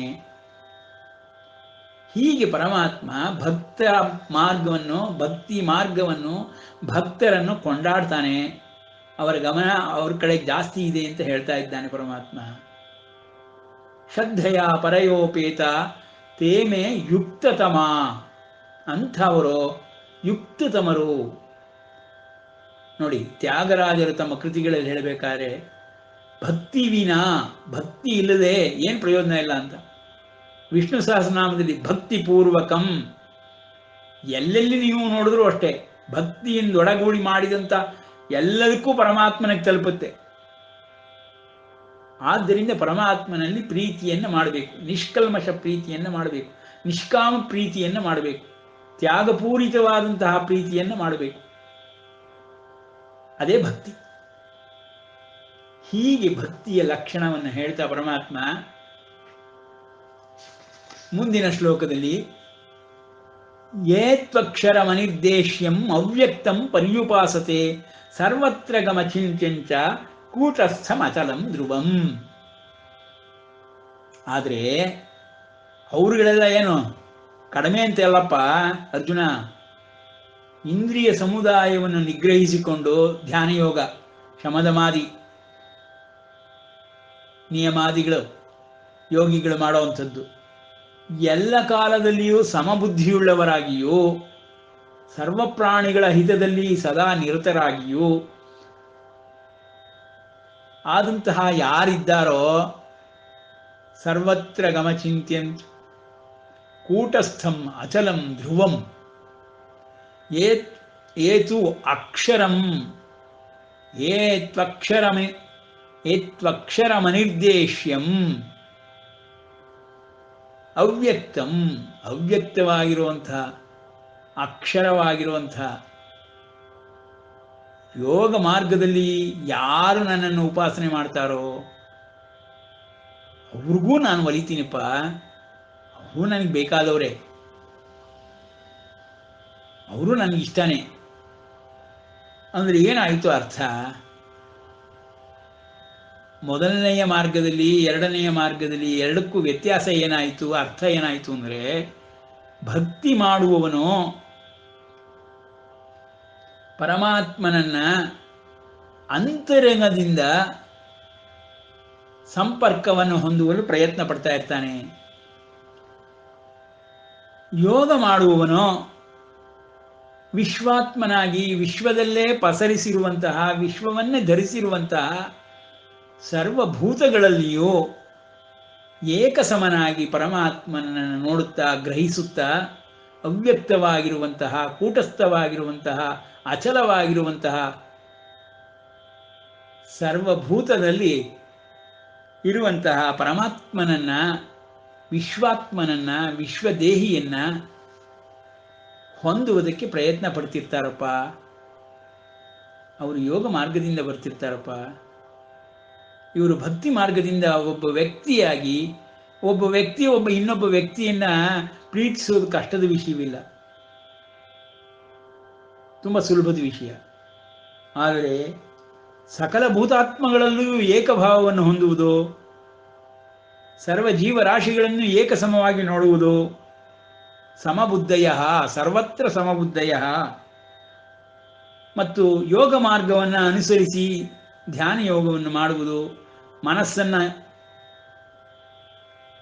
ನಿಗ್ರಹಿಸಿ ಚಿತ್ತವನ್ನು ಶುದ್ಧಿ ಮಾಡಿ, ಬುದ್ಧಿಯನ್ನು ಶುದ್ಧ ಮಾಡಿ, ಪ್ರಜ್ಞೆಯನ್ನು ಶುದ್ಧ ಮಾಡಿ, ಪಾರದರ್ಶಕತ್ವವನ್ನು ಪಡೆದು ಭಗವಂತನ ಯೋಗ ಮಾರ್ಗದಿಂದ ಭಗವಂತನ ದಿವ್ಯ ದರ್ಶನವನ್ನು, ಪ್ರಾಪ್ತಿಯನ್ನು, ಯೋಗ ಸಿದ್ಧಿಗಳನ್ನು ಪಡ್ಕೊಳ್ಳುವುದರ ಜೊತೆಗೆ ಆತ್ಯಂತಿಕ ಸುಖ, ಇದನ್ನೆಲ್ಲ ಹೋದ ಅಧ್ಯಾಯಗಳಲ್ಲಿ ನೋಡಿದ್ವಿ.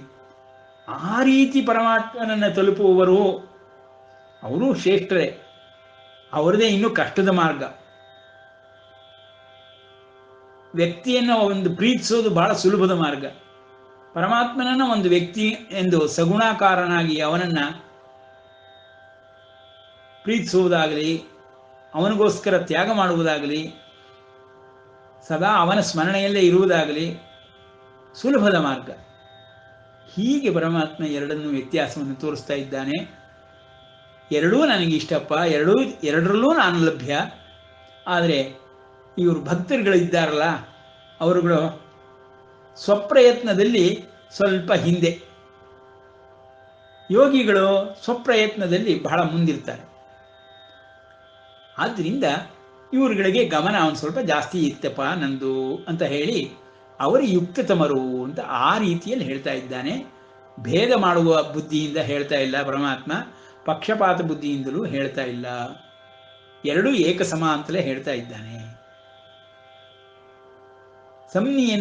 ಸನ್ನಿಯಮ್ಯೇಂದ್ರಿಯಂ ಗ್ರಾಮಂ ಸರ್ವತ್ರ ಸಮಬುದ್ಧಯ ತೇ ಪ್ರಾಪ್ನುವಂತಿ ಮಾಮೇವ ಸರ್ವಭೂತ ಹಿತೇ ರತಾಃ.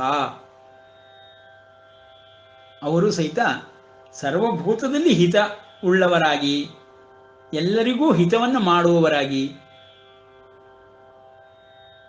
ವಸುಧೈವ ಕುಟುಂಬಕಂ ಎಂಬ ರೀತಿಯಲ್ಲಿ ವಿಶ್ವದಲ್ಲಿರುವ ಸಕಲ ಜೀವರಾಶಿಗಳನ್ನೇ ನೋಡ್ತಾ ಇರ್ತಾರಪ್ಪ. ಯೋಗಿಗಳಾಗಿ, ಸಮಬುದ್ಧಿಯುಳ್ಳವರಾಗಿ,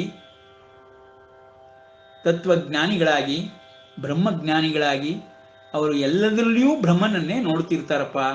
ಅಂಥ ಯೋಗಿಗಳೂ ಸಹಿತ ನನ್ನನ್ನೇ ಹೊಂದ್ತಾರಪ್ಪ.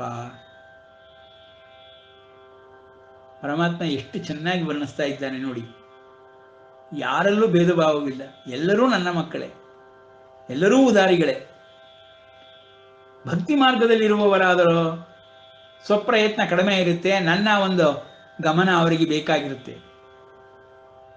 ಯೋಗಿಗಳಿಗಾದರೂ, ಧ್ಯಾನ ಯೋಗಿಗಳಿಗಾದರೂ, ರಾಜಮಾರ್ಗದಲ್ಲಿ ಬರ್ತಾ ಇರ್ತಾರಲ್ಲ ಅವರಿಗೆ ಸ್ವಂತ ಶಕ್ತಿ ಜಾಸ್ತಿ ಇರುತ್ತೆ, ಪ್ರಯತ್ನ ಜಾಸ್ತಿ ಇರುತ್ತೆ. ಆದ್ದರಿಂದ ಅವ್ರಿಗೊಂಚೂರು ಗಮನ ಕಡಿಮೆ ಆದರೂ ಪರವಾಗಿಲ್ಲ. ಈ ರೀತಿಯ ಅರ್ಥದಲ್ಲಿ ಹೇಳ್ತಾ ಇದ್ದಾನೆ ಪರಮಾತ್ಮ. ಕ್ಲೇಶೋಧಿಕತರಸ್ತೇಷಾಂ ಅವ್ಯಕ್ತಾಸಕ್ತ ಚೇತಸಾಂ ಅವ್ಯಕ್ತಾ ಹಿ ಗತಿರ್ದುಃಖಂ ದೇಹವದ್ಭಿರವಾಪ್ಯತೆ. ಅವ್ಯಕ್ತದಲ್ಲಿ ಆಸಕ್ತವಾದ ಮನಸ್ಸುಳ್ಳವರಿಗೆ ಕ್ಲೇಶವು ಅಧಿಕತರವಾಗಿರುತ್ತದೆ.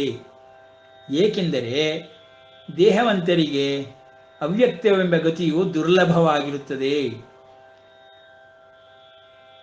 ನೋಡಿ, ನಾನು ಹೋದ ಅಧ್ಯಾಯಗಳಲ್ಲಿ ಹೇಳದಂಗೆನೆ ಈ ಶ್ಲೋಕದಲ್ಲಿ ಹೇಳ್ತಾ ಇದ್ದಾನೆ ಪರಮಾತ್ಮ. ನೋಡು, ಏನಪ್ಪ ಅಂತಂದ್ರೆ ಅವ್ಯಕ್ತವಾಗಿರೋದನ್ನ ಪ್ರೀತಿಸೋದು ಕಷ್ಟ. ಯಾವುದಾದ್ರೂ ಒಂದು ಪ್ರತೀಕ ಇರಬೇಕು, ಇಲ್ಲ ಒಂದು ಸಂಕೇತ ಇರಬೇಕು, ಇಲ್ಲ ಒಂದು ಬಿಂಬ ಇರಬೇಕು, ಚಿತ್ರ ಇರಬೇಕು. ಅದನ್ನ ಪ್ರೀತಿಸೋದಕ್ಕೆ ಮನಸ್ಸಿಗೆ ಗ್ರಾಹ್ಯ, ಬುದ್ಧಿಗೆ ಗ್ರಾಹ್ಯ, ಸುಲಭ, ಇಂದ್ರಿಯಕ್ಕೆ ಗೋಚರ.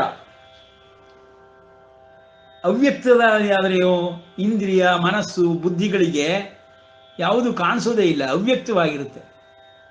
ಅದನ್ನು ಹೇಗೆ ಪ್ರೀತಿಸೋದು? ಭಾವವಾಗಲಿ, ಆಸಕ್ತಿಯಾಗಲಿ, ಭಕ್ತಿಯಾಗಲಿ ಹೇಗೆ ಉಂಟಾಗುತ್ತೆ? ಶ್ರದ್ಧೆ ಎನ್ನುವುದು ಹೇಗೆ ಬರುತ್ತೆ? ಆ ಒಂದು ಅರ್ಥವನ್ನು ಇಲ್ಲಿ ನಾವು ತಿಳ್ಕೊಳ್ಬೋದು. ಅವ್ಯಕ್ತದಲ್ಲಿ ಆಸಕ್ತರಾದ ಮನಸ್ಸುಳ್ಳವರಿಗೆ ಕ್ಲೇಶವು ಅಧಿಕತರವಾಗಿರುತ್ತದೆ. ಕ್ಲೇಶ ಅಧಿಕತರವಾಗಿರುತ್ತೆ ಅಂದರೆ ದುಃಖ ಅಲ್ಲ, ಕಷ್ಟ ಅಂತ. ಕಷ್ಟ ಆಗಿರುತ್ತೆ ಅವರಿಗೆ ಅಂದರೆ ಹೌದು ಕಷ್ಟ. ನಾವು ಧ್ಯಾನ ಮಾಡಬೇಕಾದ್ರೆ ನಿರಾಕಾರವನ್ನು ಧ್ಯಾನಿಸು ಅಂದರೆ ಯಾವುದನ್ನು ನಾವು ಧ್ಯಾನಿಸೋಕ್ಕೆ ಸಾಧ್ಯ? ನಿರಾಕಾರ ಯಾವುದನ್ನು ನಾವು ಮನಸ್ಸಿನಲ್ಲಿ ಇಟ್ಕೊಳ್ಳೋಕೆ ಸಾಧ್ಯ? ಏನಾದರೂ ಒಂದು ಸಂಘ ಬೇಕಲ್ಲ, ಅದಕ್ಕೆ ಒಂದು ರೂಪ ಬೇಕಲ್ಲ. ರೂಪವೇ ಇಲ್ಲದೆ ಇರುವಂಥದ್ದನ್ನು ನಾವು ಹೇಗೆ ಧ್ಯಾನಯುಕ್ತರಾಗಿ ಅದನ್ನು ಮನಸ್ಸಿನಲ್ಲಿ ನಿಧಿಧ್ಯಾಸನ ಮಾಡೋದಕ್ಕೆ ಸಾಧ್ಯ ಆಗುತ್ತೆ? ತುಂಬ ಕಷ್ಟ ಆಗುತ್ತೆ. ಆ ಕಾರಣದಿಂದ ಅವ್ಯಕ್ತದಲ್ಲಿ ಆಸಕ್ತರಾದ ಮನಸ್ಸುಳ್ಳವರಿಗೆ ಕ್ಲೇಶವು ಅಧಿಕತರವಾಗಿರುತ್ತದೆ. ಏಕೆಂದರೆ ದೇಹವಂತರಿಗೆ ಅವ್ಯಕ್ತವೆಂಬ ಗತಿಯು ದುರ್ಲಭವಾಗಿರುತ್ತದೆ. ಅವ್ಯಕ್ತ ಹಿ ಗತಿರ್ದುಃಖಂ. ನೋಡಿ, ಇಲ್ಲಿ ದುಃಖಂ ಪದವನ್ನು ಹಾಕ್ತಾ ಇದ್ದಾನೆ. ದೇಹವದ್ಭಿರವಾಪ್ಯತೆ. ದೇಹವದ್ಭಿ, ದೇಹ ಉಳ್ಳವರಿಗೆ ಅವ್ನು ಗೊತ್ತಾಗುತ್ತೆ ದುಃಖ ಅಂದ್ರೆ ಏನು ಅಂತ. ದೇಹದ ಕಾರಣದಿಂದ ಆಗ್ತಿರುವಂಥದ್ದೆಲ್ಲ ದುಃಖವೇ. ಮೊದಲು ದೇಹದ ಕಾರಣದಿಂದ, ಇಂದ್ರಿಯಗಳ ಕಾರಣದಿಂದ ಸುಖ ಅನಿಸಿದರೂ ಅದು ದುಃಖಾಂತವೇ ಆಗುತ್ತೆ. ಮೊದಲು ತೋರುತ್ತದೆ ಮಧುರ ವಿಷಯ ಸುಖ, ಕೊನೆಯಲ್ಲಿ ದುಃಖ ಅಧಿಕ. ಪುರಂದರದಾಸರು ಹೇಳೋದು ಅದು ನಮಗೆ ನಿತ್ಯ ಸತ್ಯವಾಗಿ ಕಾಣಿಸ್ತಾ ಇದೆ. ಆರಂಭದಲ್ಲಿ ಸುಖವಾಗಿ ಕಾಣಿಸಿದ್ರೂ ಅದು ಅಂತ್ಯಕ್ಕೆ ದುಃಖವೇ ಆಗಿ ಪರಿಣಮಿಸ್ಬಿಡುತ್ತೆ. ಅಂದರೆ ದೇಹಭಾವವನ್ನು ಹೊಂದುವುದಾಗಲಿ, ದೇಹಾಸಕ್ತಿಯನ್ನು ಪಡೆಯುವುದಾಗಲಿ, ಇಂದ್ರಿಯ ವಿಷಯಗಳ ಕಡೆಗೆ ಹೋಗುವುದಾಗಲಿ ಮಾಡಿದರೆ ಅದು ದುಃಖಕ್ಕೆ ಕಾರಣವಾಗುತ್ತೆ. ಹಾಗಂತ ಮಾತ್ರಕ್ಕೆ ಅವ್ಯಕ್ತದ ಕಡೆಗೆ ಧ್ಯಾನವಾಗಲಿ ಭಕ್ತಿಯಾಗಲಿ ಮಾಡಿಕೊಂಡು ನಾನು ಅವ್ಯಕ್ತದ ಕಡೆಗೆ ಹೋಗ್ತೀನಿ ಅಂದರೆ ನಮ್ಮ ದೇಹದ ಒಳಗೆಯೇ ನಾವು ವಿಷಯದ ಕಡೆಗೆ ಸದಾಕಾಲ ಹೋಗ್ತಾ ಇರ್ತೀವಿ. ಪ್ರಪಂಚದ ವಿಷಯಗಳ ಕಡೆಗೆ ನಮ್ಮ ಬುದ್ಧಿ, ಮನಸ್ಸುಗಳು, ಇಂದ್ರಿಯಗಳು ಹೋಗ್ತಾ ಇರುತ್ತೆ, ಸೆಳೆಯಲ್ಪಡ್ತಾ ಇರುತ್ತೆ. ಅದನ್ನು ನಾವು ನಿಗ್ರಹಿಸಿ ಅಂತರ್ಮುಖ ಮಾಡಿ ಅವ್ಯಕ್ತವಾಗಿರುವಂತಹ ಪರಮಾತ್ಮ ಹೇಗೆ ಹೃದಯ ಮಂದಿರದಲ್ಲಿದ್ದಾನೋ ಆ ಹೃದಯ ಮಂದಿರದಲ್ಲಿರುವ ಪರಮಾತ್ಮನನ್ನು ಆಸಕ್ತರಾಗಿ ಅವನನ್ನು ನಾವು ನೋಡುವುದಕ್ಕೆ ಪ್ರಯತ್ನ ಪಡುವುದಾದರೆ, ಭಕ್ತಿ ಮಾರ್ಗದಿಂದಲಾಗಲಿ ಯೋಗ ಮಾರ್ಗದಿಂದಲಾಗಲಿ ಅವನಲ್ಲಿ ಆಸಕ್ತಿಯನ್ನು ಹೊಂದಿ ಭಕ್ತಿ ಮಾಡುತ್ತಾ ಅವನನ್ನು ಪಡೆಯುವುದಕ್ಕೆ ನಾವು ಪ್ರಯತ್ನ ಪಟ್ಟರೆ, ಹೊರಗಡೆ ಪ್ರಪಂಚದಲ್ಲಿ ವಿಶ್ವಾತ್ಮನಾಗಿ ವಿಶ್ವದೇಹಿಯಾಗಿರುವಂತಹ ಸಕಲ ಜೀವರಾಶಿಗಳಲ್ಲಿರುವಂಥವನನ್ನು ಪ್ರಯತ್ನ ಪಟ್ಟರೂ ಒಳಗಡೆ ಪರಮ ಪದವಿಯಲ್ಲಿರುವಂತಹ ಅಂತರ್ಮುಖಿಯಾಗಿರುವಂಥ ಅಂತರ್ಯಾಮಿಯನ್ನು ಪಡೆಯುವುದಕ್ಕೆ ಪ್ರಯತ್ನ ಪಟ್ಟರು ಎರಡೂ ಅವ್ಯಕ್ತವೇ. ಪರಮಾತ್ಮ ಅವ್ಯಕ್ತವಾಗಿರ್ತಾನೆ ಅಂತ. ಪ್ರಪಂಚದಲ್ಲಿ ಪರಮಾತ್ಮ ಅವ್ಯಕ್ತನಾಗೇ ಇದ್ದಾನೆ. ಆ ಸದ್ವಸ್ತು ಅನ್ನುವುದು ಅವ್ಯಕ್ತವೇ. ಆ ಸದ್ವಸ್ತುವಿನಲ್ಲಿ ಭಾವ ಬೇಕು, ಅದರಿಂದ ಸಗುಣೋಪಾಸನೆ ಬೇಕು. ಯಾವಾಗ ಭಾವ ಉತ್ಪತ್ತಿಯಾಗುತ್ತೋ ನಿರಾಕಾರದ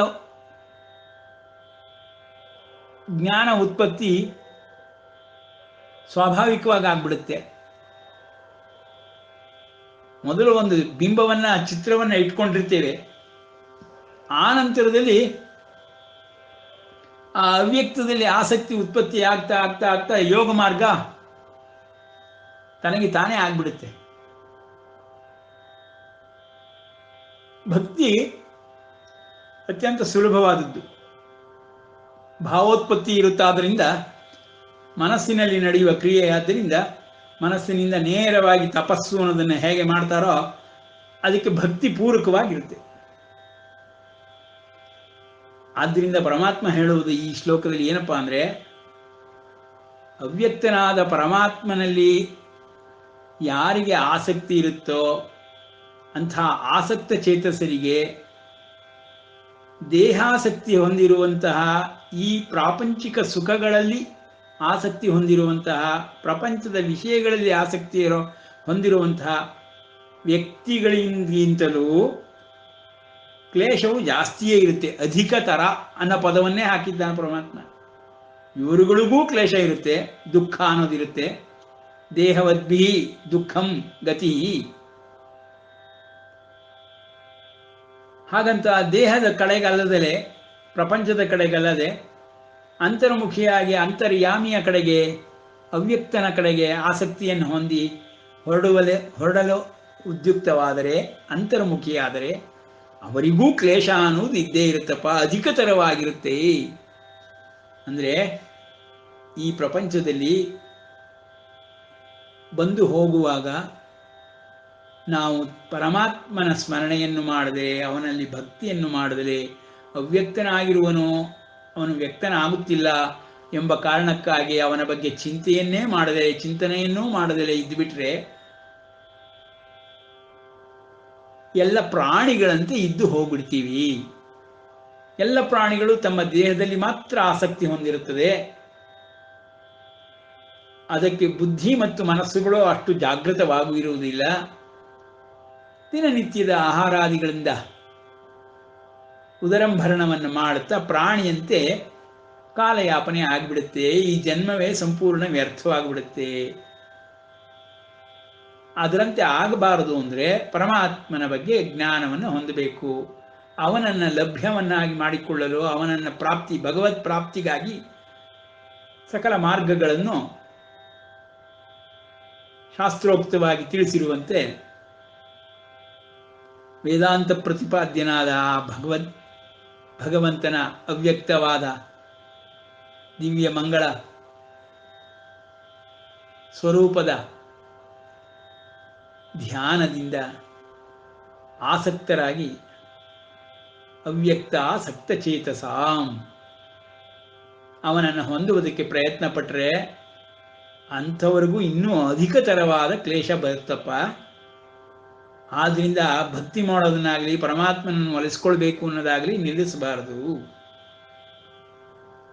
ಅಯ್ಯೋ, ದೇವ್ರ ಕಡೆ ಹೋಗ್ತೀನಿ, ದೇವ್ರ ಧ್ಯಾನ ಮಾಡ್ತೀನಿ, ದೇವ್ರ ಭಕ್ತಿ ಮಾಡ್ತೀನಿ, ದೇವ್ರನ್ನ ನೋಡೋಕ್ಕೆ ಇಷ್ಟಪಡ್ತೀನಿ, ಸಾಕ್ಷಾತ್ಕಾರ ಬೇಕು ಅಂದವ್ರಿಗೆ ಜಾಸ್ತಿ ಕಷ್ಟ ಬರುತ್ತಲ್ಲಪ್ಪ ಅಂದರೆ ಕಾರಣ ಇಷ್ಟೇ. ಪರಮಾತ್ಮನೇ ಹೇಳ್ತಾ ಇದ್ದಾನೆ, ದೇಹವದ್ಭಿಹಿ, ದೇಹ ಪೋಷಣೆಯಲ್ಲಿರೋರ್ಗೂ ದುಃಖ ಅನ್ನೋದಿದ್ದೇ ಇದೆ. ಪರಮಾತ್ಮನ ಕಡೆಗೆ ಹೋಗೋರ್ಗೂ ಕಷ್ಟಕರವಾಗಿಯೇ ಇದ್ದೆ. ಆದರೆ ಪರಮಾತ್ಮನ ಕಡೆಗೆ ಹೋಗೋರಿಗೆ ಒಂದು ಅನುಕೂಲ ಇದೆ, ಅವನ ಗಮನದಲ್ಲಿರ್ತೀವಿ, ಅವನು ಸಹಾಯ ಮಾಡ್ತಾನೆ, ಉತ್ತರೋತ್ತರ ಅಭಿವೃದ್ಧಿ ಆಗ್ತಾನೆ ಇರುತ್ತೆ, ಶ್ರೇಯೋ ಮಾರ್ಗವಾಗಿರುತ್ತೆ. ಜೊತೆಗೆ ಆ ಕೊನೆಯಲ್ಲಿ ಪರಮಾತ್ಮ ಕೈ ಹಿಡಿದು ಕರ್ಕೊಳ್ತಾನೆ. ಅವನ ಕಡೆಗೆ ನಾವು 1 ಹೆಜ್ಜೆ ಇಟ್ಟರೆ ಅವನು 100 ಹೆಜ್ಜೆ ಇಟ್ಟರೆ ನಮ್ಮನ್ನು ಹತ್ತಿರಕ್ಕೆ ಬರ್ತಾನೆ. ಈ ರೀತಿ ನಾವು ತಿಳಿದುಕೊಂಡಿದ್ದೇವೆ. ಹೀಗೆ ತಿಳಿದುಕೊಂಡಿರುವಂತಹ ಶಾಸ್ತ್ರೋಕ್ತವಾದ ಹಿಂದಿನ ಪೂರ್ವಿಕರ, ಗುರು ಹಿರಿಯರ, ಪರಮ ಭಾಗವತರ ಅನುಭವಗಳಿಂದ ಪರಮಾತ್ಮನಲ್ಲಿ ಭಕ್ತಿ ಮಾಡುವುದು ಶ್ರೇಷ್ಠವಾದ ಮಾರ್ಗ. ಅವನಲ್ಲಿ ಯೋಗ ಮಾರ್ಗದಿಂದ ಅವನನ್ನು ತಲುಪುವುದು ಅತ್ಯಂತ ಶ್ರೇಷ್ಠವಾದದ್ದು. ಹೀಗೆ ನಾವು ತಿಳ್ಕೊಂಡು ಅವನ ಕಡೆಗೆ ಹೋಗಬೇಕು. ಇನ್ನೆಲ್ಲ ಪ್ರಾಣಿಗಳಿಗೂ ಈ ಒಂದು ಸೌಲಭ್ಯ ಇಲ್ಲ ಅಂತ ಹೇಳಿ ಇವತ್ತು ನಿಲ್ಲಿಸಿರೋಣ. ನಾಳೆ ಮುಂದುವರಿಸೋಣ. ಅವ್ಯಕ್ತನಲ್ಲಿ ಆಸಕ್ತಿ ಉಳ್ಳವರಿಗೆ ಕ್ಲೇಶವು ಅಧಿಕವಾಗಿದ್ದಾದರೂ ದೇಹವಂತರಿಗೂ ದುಃಖವೇ ಇದ್ದೇ ಇರುತ್ತೆ. ಆದ್ದರಿಂದ ಚಿಂತಿಸುವ ಅಗತ್ಯವಿಲ್ಲ ಅನ್ನೋ ರೀತಿಯಲ್ಲಿ ಪರಮಾತ್ಮನೇ ಹೇಳ್ತಾ ಇದ್ದಾನೆ. ನೋಡೋಣ. ಕೃಷ್ಣಾರ್ಪಣಮಸ್ತು.